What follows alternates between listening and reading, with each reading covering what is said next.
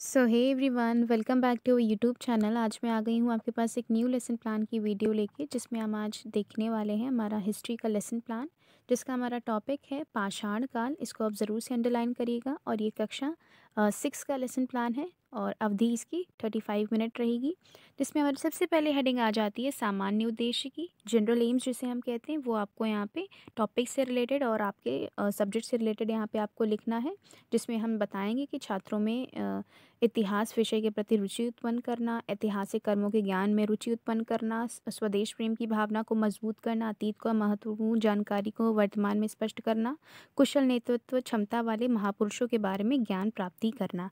ये हमारे सामान्य उद्देश्य हो जाएंगे। नेक्स्ट पेज पे हमारी हेडिंग आ जाती है विशिष्ट उद्देश्य की, जिन्हें हम स्पेसिफिक एम बोलते हैं।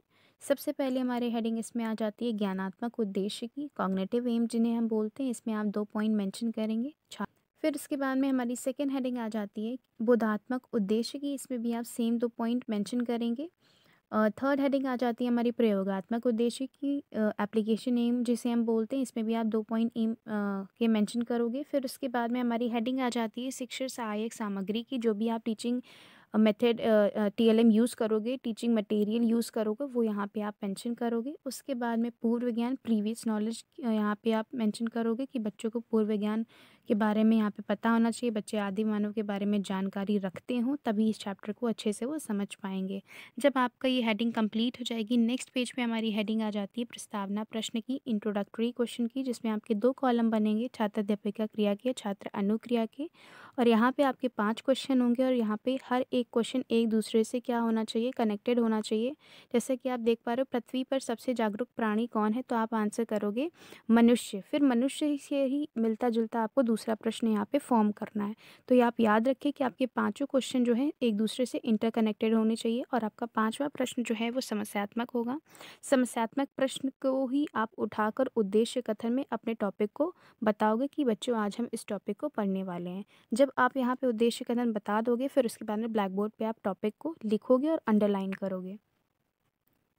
नेक्स्ट पेज पे हमारी हेडिंग आ जाती है प्रस्तुतिकरण की, जिसमें हम कॉलम बनाएंगे शिक्षण बिंदु के, छात्र अध्यापिका क्रिया के, छात्र अनुक्रिया के, जिसमें आप शिक्षण बिंदु में आप अपना टीचिंग पॉइंट लिखोगे। उसके रिलेटेड आपको 2 डेवलपमेंट्री क्वेश्चन यहाँ पे बनाने हैं और छात्र आपके इस प्रश्न के उत्तर देंगे। अगर नहीं भी दे पाए तो आप दे लोगे, आप बता सकते हो स्टूडेंट्स को। फिर उसके बाद में इन यही आपका शिक्षण बिंदु से रिलेटेड आपको यहाँ पे स्पष्टीकरण देना है। स्पष्टीकरण आपको बहुत छोटा नहीं देना है, 5 to 6 लाइन्स का दीजिए आप, या तो आप और भी बड़ा दे सकते हैं, लेकिन फुल पेज का स्पष्टीकरण नहीं होना चाहिए।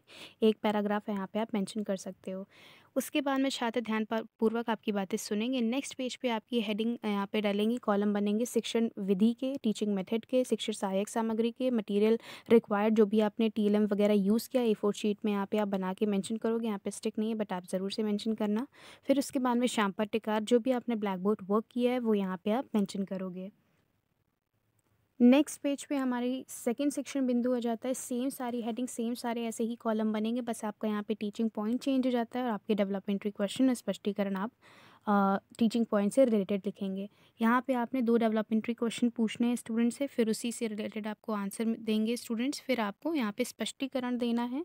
स्पष्टीकरण देने के बाद में आपकी जो बातें हैं, ये आप जो भी लेक्चर आप दे रहे हो, वो आपके छात्र ध्यानपूर्वक आपकी बातें अच्छे से सुनेंगे। उसके बाद में नेक्स्ट पेज पे हमारी सेम हेडिंग वैसी ही पड़ेगी, सेम कॉलम बनेंगे शिक्षण विधि के, शिक्षण सहायक सामग्री के, श्याम पट्टिकार के, जिसमें आप यहाँ पे अपने टीचिंग मेथड को मेंशन करोगे। देन A4 शीट पे बना के यहाँ पे आप स्टिक करोगे। जो भी आपने मटेरियल यहाँ पे बनाया है, जो भी आपने रियलिया का यूज़ किया है, वो यहाँ पे आप स्टिक करोगे। फिर उसके बाद में ब्लैक बोर्ड वर्क जो भी आपने किया हुआ है एज इट इज़ आप ये सारे वर्क भी लिख सकते हो, लेकिन अगर आपको कुछ और भी पॉइंट्स ऐड ऑन करने हैं तो आप ज़रूर से लिखिएगा। नेक्स्ट पेज पे हमारा तीसरा शिक्षण बिंदु आ जाता है। क्योंकि ये हमारे जूनियर क्लास का प्लान है, इसलिए हमें यहाँ पे टीचिंग पॉइंट शिक्षण बिंदु कितने लेने हैं, 3 लेने हैं। इसीलिए यहाँ पे हमने ये 3 शिक्षण बिंदु लिए हैं। अगर आपका प्राइमरी का प्लान होता तो वहाँ पे आप शिक्षण बिंदु 2 ले सकते हैं। यहाँ पे हम फिर से सारी हेडिंग मेंशन करेंगे, फिर से सेम कॉलम बनेंगे। छात्र अध्यापका क्रिया के, छात्र अनुक्रिया के 2 डेवलपमेंटल क्वेश्चन आप शिक्षण बिंदु से रिलेटेड पूछेंगे। छात्र आपके प्रश्नों का जवाब देंगे। स्पष्टीकरण यहाँ पे आप मेंशन करोगे। स्पष्टीकरण देने के बाद में छात्र ध्यानपूर्वक आपकी बातें सुनेंगे, वो यहाँ पे आप मेंशन करोगे। फिर उसके बाद में नेक्स्ट पेज पे सेम वही से हेडिंग बनेगी, शिक्षण विधि की, शिक्षण सहायक सामग्री की, छाम पट्टिकार की। आपने जो विधियाँ यूज़ करी हैं वो यहाँ पे आप क्या करोगे, मेंशन करोगे। यहीं पे हमारा जो शिक्षण बिंदु है वो कंप्लीट हो जाता है। नेक्स्ट पेज पे हमारी हेडिंग आ जाती है बोधात्मक प्रश्न की, कॉम्प्रिहेंसिव क्वेश्चन जिन्हें हम बोलते हैं, जो कि आपके टॉपिक से रिलेटेड जो भी आपने पढ़ाया है, समरी जिन्हें हम बोलेंगे। तो यहाँ पे आप उससे रिलेटेड आप क्वेश्चन पूछोगे स्टूडेंट से कि देखते हैं कि इन बच्चों को चैप्टर आपका समझ में आया है कि नहीं, आपका पढ़ाया हुआ समझ में आया है कि नहीं। तो आप क्वेश्चन पूछोगे, क्वेश्चन के आंसर आप किस में लिखोगे, ब्लैक बोर्ड पे लिखोगे। ब्लैक बोर्ड पे लिखने के बाद में यहाँ पे आप ब्लैक कलर के चार्ट पेपर में स्टिक करोगे और यहाँ पे सारे आंसर, सारा जो भी आपका रिप्रेजेंटेशन रहा है ब्लैक बोर्ड पे, वो यहाँ पे बनाओगे।